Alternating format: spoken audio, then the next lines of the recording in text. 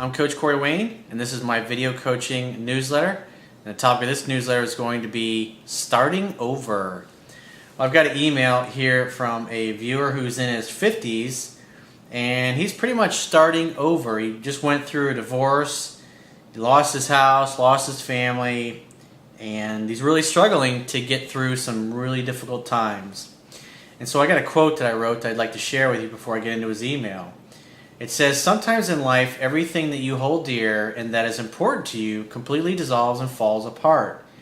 Even though difficult times can be very hard to get through, everything that happens in your life is happening for a reason. There are no accidents and there are no victims. Before you can create an even better version of yourself, the old version must die. Every person and circumstance is coming into your life so you can fulfill your destiny. The key is to focus on moving towards what you love and desire by relentlessly taking action, noticing what's working and what's not working, adjusting your approach along the way, and finding a way to enjoy the journey to creating the masterpiece that is your ideal life." So let's go ahead and jump right into his email. He says, "Hey Corey, I'm 50 and going through a divorce after 22 years. I've got 3 teens, a boy and 2 girls. Now what? I'm not sure how I came across your videos, but it's really helped. Although I'm not interested in dating at this time, I listen to the videos and feel that they apply to guys half my age. I feel as if they don't apply to me, but honestly, I wish I had learned the things that you teach right now, because it is truly amazing how right you are. It just does not feel like this stuff would apply to a 50-year-old. Honestly, I never dated before I met my wife. She was my first girlfriend and I married her. Yes, if I knew your stuff, life might be different than now, but I can't go backward. I have to move forward." Well, at the end of the day, men and women respond to what they respond to in relationships. And if you know what that is, you can act and behave in ways that create attraction and facilitate having a great relationship.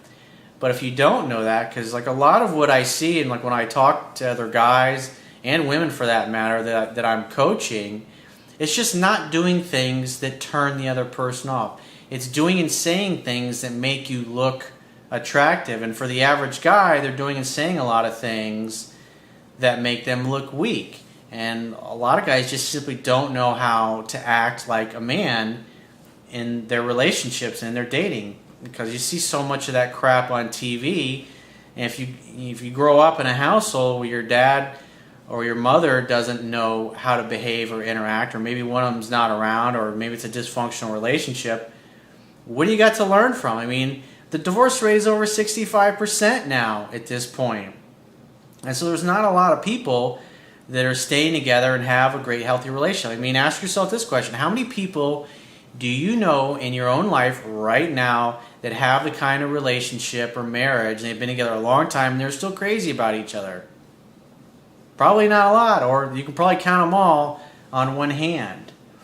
And there's not a lot of people. A lot of people, like what I see as a life coach, is because body language and physiology and things I know, it's like most of the people that I see walking around, you can see it in their faces. You can see the pain in their faces. You can see the unhappiness. You can see the sadness. You can see it in, like, when people come deliver stuff to your house, or you see people walking on the street. You can see it's like they're just beaten down by life, and they're not really happy. They're not really enjoying themselves. They're in a relationship with somebody they don't really like, or they're not happy with, or they're not in a relationship and they want to be in a relationship, or they're working a career that kind of sucks. But it's just the average person, why nothing ever really changes with them, is they're just simply not miserable enough to do anything about it. And plus, their own limiting beliefs and fears keep them stuck in the same place, not really going anywhere. And I see this a lot. A lot of guys, I have a lot of clients that are in their 50s and 60s, and they've been with the same woman their whole life. And just like this guy said, he met one girl in high school and he was always with her, and they were always together, and he never really dated a lot. Now here all of a sudden you find yourself 50 years old, you're single, and it can be really difficult and really hard to move on past that. He says, "I am seeing a therapist and I'm really working on myself and getting my issues out and healed. The biggest thing that I struggle with is the reality that I'm out of my children's lives, the house of my dreams that I built for them, and knowing that life will never be the same again. Yeah, it's tough because your whole identity is associated with that family and the house that you built and everything that you thought was going to be who you were going forward in your life. And the key is to not let that tear you down, not let that hold you down and keep you from moving forward. It's just like me when I was in the real estate and the mortgage business. It was back in like 2004. I mean, things were just skyrocketing appreciation-wise, and most of our clients were first-time home buyers, and it had always been a buyer's market. Well, our average sales price was like $189.9, and within 6 months, those same homes appreciated to $300,000.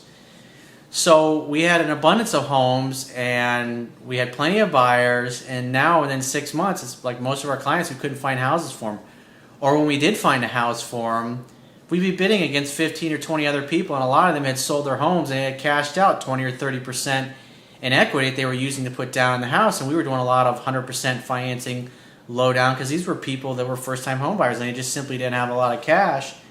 And we couldn't find them a house. And even when we did, we had to make an offer. So what you end up doing is you might end up, in essence, going through the whole sales process. Because sometimes you might show somebody 10 houses before they find one that they really like and they want to make an offer on it. And then just months before, where you take a couple out, you show them 3 or 4 great houses, they find one they love, you make an offer, boom, it gets accepted. Now you go through that process, you find a home, you make an offer, and then you get outbid by 5 or 6 other people that are putting like 50% down on the house. And then you got to go out and do the same process all over again. And so over the course of a month, month and a half, you might go through that process 5 or 6 times. So now you're working 5 or 6 times harder for the same amount of money. And that's obviously very, very frustrating, very time consuming. And what I was faced with at that point, because our advertising was still working, I was still bringing in the leads, and when I realized we were going to have to dramatically change our business model in order to stay competitive and to stay in business, and I looked at it and I thought, I'm going to basically, in essence, have to rebuild the company with a completely different business model.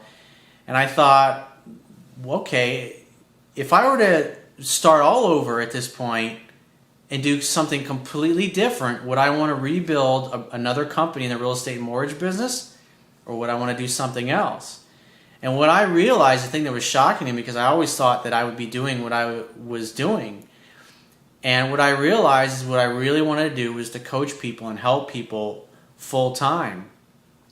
And things had always come easy to me at that point in my life. Like every time I started a company, it was like within a year or two, it was profitable and doing well. And so that was my standard. That's what I was used to. I just had nothing but one success after another from the time I was 18 years old up to the time I was 34. So why would I think that things would... I had 16 years of nothing but wins and successes. My life kept getting better and better. And so, this life coaching business, that'll take me a year or two and I'll be right back where I was. That's the way I thought. I mean, what happened in my life that would cause me to think any differently? And so I remember after I was like 3 years in, and I still had not figured out a way to successfully market my business, because being a peak performance coach is the type of thing that everybody needs. You see it in people's faces. Yet very few people actually want to spend the money and invest their time. I mean, like, how many people actually read self-help books? It's not a lot of them, even though they might need the help, because people just simply aren't open to it. And so what I realized is, like, everything that worked in television, in radio advertising, yellow page ads, all those things, none of that stuff worked when I applied it to my coaching business. And when I was in real estate, we spent $50,000 a month in television advertising. I remember for a year, I did a full page ad in men's fitness. I'd spend $10,000 for the ad, and I get back $5,000. So I'm losing $5,000 every time I run an ad in the magazine. And like I said, when you have nothing but experience, successes where it's like within a year or two, you're figuring out your business model and things are starting to take off for you. And then you get a business, you're like in year 3, you still ain't making any money. You're just basically, I was living off my savings that I had, because when I got out of real estate, the smart thing that I did was I sold both my houses, I got rid of my boat, got rid of the jet skis, sold all my furniture, and I reduced all of my expenses from like $25,000 a month down to just about $2,000 to $3,000 a month or my base expenses with rent and food and stuff like that. Didn't have any car payments at that point, and just had the bare minimum of expenses. And I remember a guy that actually used to work for me that I used to hang out with occasionally, and he wasn't an entrepreneur. He'd never owned a business before. He'd never started a business. He had no idea what it was like.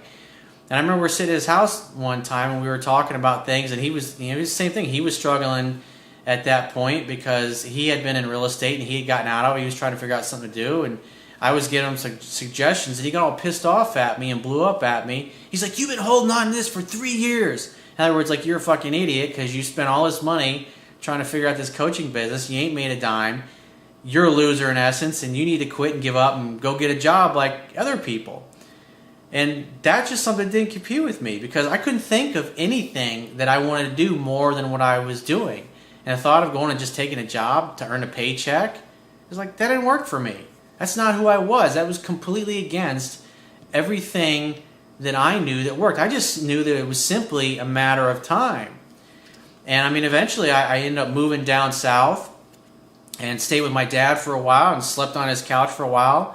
I even took I think I've said this before, I took a job waiting tables on the weekends, Friday, Saturday, and Sunday night, just so I could earn enough extra money to continue paying my web developers to work on my website and to do some pay-per-click campaigns on the internet until I eventually figured out my business model. It was like a year and a half later before I figured out what really worked. And ever since that time, I've been working and doing videos and doing articles and putting my best knowledge out there. And that's what when I look at the amount of subscribers that I've got, I'm adding every month on YouTube. Right now, it is quadrupled from what it was 6 months ago. My business has grown at 20% every month, and it's amazing. But it took a long time to get to this point. I've been doing this now. I've had this business for almost 8 years that I've been doing this full time, and it's like half that time I really wasn't making any money. I was just spending money on it. But because I had a passion for it, because it was emotionally compelling to me, because it was something I believed in it more than anything else, and I was willing to take a shitty bullshit job. I mean, when you go from making $500,000 a year, living on $1 million house in the lake, you have a $2.5 million office building, you're running ads on TV, you're in infomercials. Like, anytime you walk around anywhere in town, people want to come up and say hello to you, and they treat you like you're important and that you're a great guy to get to know. And then a few short years later, you're fucking waiting tables in a fucking shitty sports bar. It's like, that's humbling. And you have to be very committed to what it is you're doing in order to get through those difficult times. And that's what it took. Because I had chose something that I really love to do, I was able to let go of all those material things, even though it really sucked. It sucked to sell all the nice furniture and the paintings, everything I had, and liquidate all that stuff, so I would have as much capital in the bank as possible. Because whenever you start a business from scratch, it always takes longer than you think it's going to take in order to make the business successful. And it always takes more money. I figured year, 2 years tops. Well, it took me 4.5 years to figure out a successful business model, a successful way to go about marketing and selling my services, which is obviously what I do now. But the cool thing about it is a few years from now, because when I look at what I do in the self-help industry versus because everybody else that's in the self-help industry, they have websites that sell. But my website and my YouTube channel is all about providing the best content, providing the best value. So in the long run, several years from now, I'm going to be able to completely dominate the market. I mean, right now there's 1.3 billion people on YouTube a month. I mean, you think about that. It is wide open. It's just like MTV was in the 1980s. And it's paying dividends. Like I said, my business has grown at 20% a month every month. My audience has grown same size. I mean, it's just absolutely amazing. But it's because I was committed, because I was passionate, because I couldn't think of anything else that was more exciting and more emotionally compelling than being a coach and doing what I'm doing now. And that's what got me through the difficult times. That's what got Steve Jobs through those difficult years when he had $40-50 million of his money invested in Pixar pictures, and he was like 7-8 years in, he hadn't made a dime. Can you imagine? You got $50 million invested into a company after 7 years, you ain't made a fucking dime. Can you imagine some of the conversations that people knew him were saying to him? It's the same thing with Apple. People only get to know about a company when it becomes really successful. They don't know about all the struggle and the difficult times. You look at like Elon Musk of Tesla. I mean, he started that company 10 years ago. And it's just now really hitting mainstream to where it's taking off. SpaceX is another company of his. Solar City is another company that he has. One of his first companies was PayPal. Obviously, everybody knows PayPal. I mean, if you've ever booked a phone session with me or made a donation, you've used PayPal. It's an amazing company. But the guy has a vision. He has a passion for what his vision is. And he sets about figuring out a way to package that up and offer it to people in a form that offers value. Because at the end of the day, that's all a business is. A business either adds value to people's lives by making a product that people want to buy or providing some kind of service. So let's get back to this guy's email. He says, living with your parents at 50 is quite humbling. Yeah, it's not a lot of fun to go from $1 million lake house and having a nice ski boat and jet skis and all of that. I mean, I usually used to wake up, turn to the left, and see this gorgeous fucking lake out back. And to go from that to waiting fucking tables, sleeping on my dad's couch, that fucking sucked fucking ass. And so many days I walked in there, I wanted to fucking punch the wall. To go and have the experiences that I had and hung out with the people that I hung out with and fucking waiting tables and make $100, $150 a night. It was like, it fucking sucked ass. But I was willing to do it. I was willing to pay the price and endure all the fucking insults from people that knew me way back when I was in the real estate and mortgage business. But those are my choices. I made the choices, and I take full responsibility for everything I went through. And now, I mean, I could run my business from anywhere in the world as long as I got a stable internet connection. I got my laptop. It's amazing. He says, however, I'm about to move out and really get a dose of reality of my situation. I have to start living on my own and basically start a new life. Although divorce will shed some financial support to me, nothing can replace years of building a life for your children and house that you thought you would die in. Needless to say, it's been a tough year just adjusting to all the changes. My kids don't talk to me and I feel very abandoned. I stay busy and have focused on staying positive, and I guess I'm dealing with the situation, but I'm not completely happy at this point. Do I change careers? On a scale of 1 to 10, is what you're doing on a scale of 1 to 10, if it's not a 9 or a 10, then maybe you should look at doing something else. I do a lot of career coaching. I do a lot of phone sessions with people, with men and women, who are trying to figure out what their purpose is in life, or they've gotten to a place like where you're at, where you're not really sure if you want to keep doing what you've been doing. He says, do I move to a place that I always wanted to live? That's a great idea, because if the more things that you can do with your life, where you live, where you hang out, where you socialize, where the climate is like where you want, the more you're going to be happier. And at the end of the day, the whole purpose of life is to be happy. It's to enjoy it. It's a gift. And it's short. So who wants to spend your life doing something that you hate for a living, or living in a place that you hate? He says, do I look for another relationship?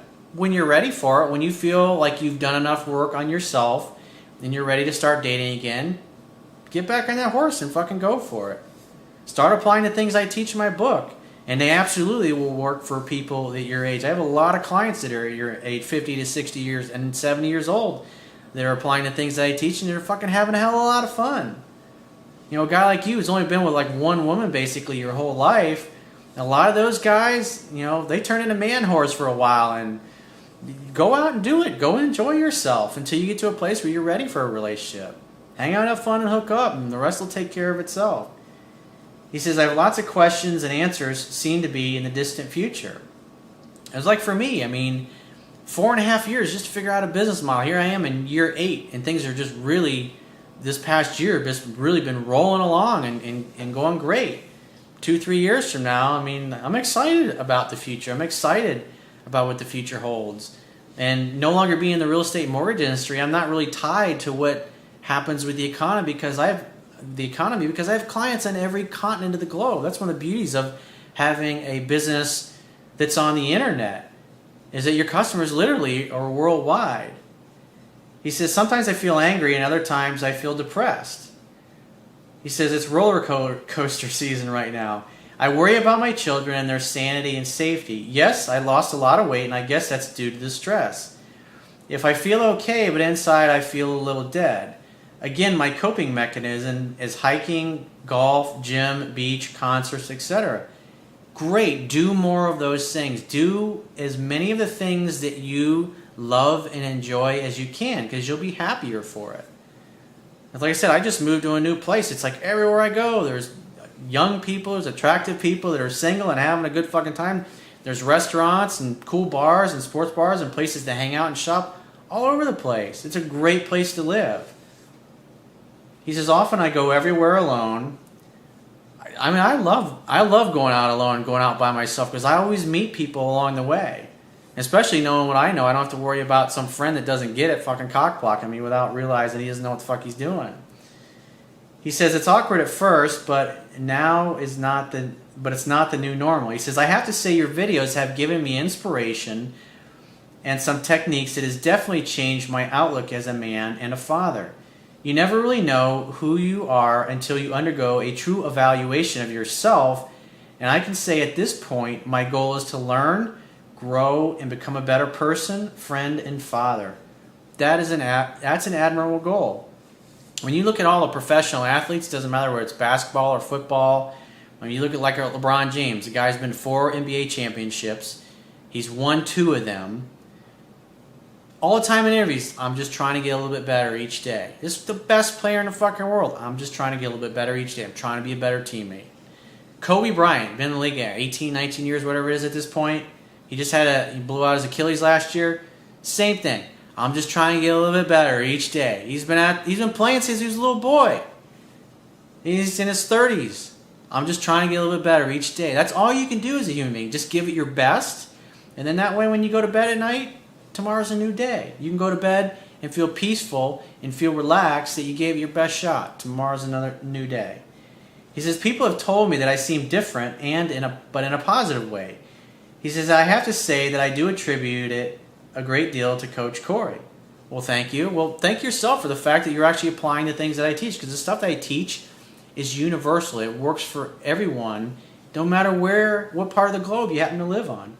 He says, you're the man and a brother from another mother and friend. Thanks for all you do, bro. I truly admire how you changed your life and appreciate how you have helped me change mine. I am processing what I will do to change my life, and that outlet is due to you. Well, if you're in a similar position and you'd like to get my help, maybe you're kind of feel like you're at a dead end in your career, or your business is kind of kicking your ass right now, and you don't really know what to do to turn things around, or you just want help getting unstuck, go to my website, click the products tab at the top of your screen, and book a paid phone coaching session with yours truly. And I will talk to you soon.